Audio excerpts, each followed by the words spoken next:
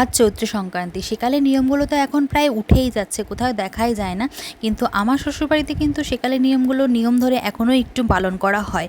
যেমন আমার শ্বশুরমশাই এই চিঁড়ে দই খই খেতে কিন্তু ভীষণ ভালোবাসে। আর আমাদের নিয়ম আছে এই দিন ঠাকুরকে চিঁড়ে দই খই দিতে হয়, বাড়ির সবাই মিলে খেতে হয়। আর দুপুরে তো তিতা পাচন আম ডাল এগুলো তো খেতেই হবে নিরামিষ। সকালবেলা মা স্নান সেরে আমার গোপু সোনাকে তারপর আসনের সব ঠাকুরকে দই খই দিয়েছে। তারপরে আমাদেরকে সেই প্রসাদ আর তার সাথে এই যে দই খই তালপাটালি কলা মিষ্টি সব দিয়ে মেখে খেতে বলেছে। আগে ঠাম্মাই মাখতো, আমাদের বলতো আয় খাবি, মুঠো মুঠো করে দিত, বেশ ভালোই লাগতো খেতে।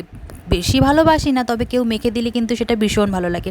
আর তোমাদের কার কার চৈত্র সংক্রান্তি কেমন কেমন নিয়ম অবশ্যই কমেন্টে জানাও। ভিডিওটি ভালো লাগলে একটা ছোট্ট লাইক করে পাশে থেকো। আর নববর্ষ তোমাদের ভীষণ ভীষণ ভালো কাটুক। নববর্ষের আগাম শুভেচ্ছা তোমাদের সকলকে। আজ আসি, টাটা।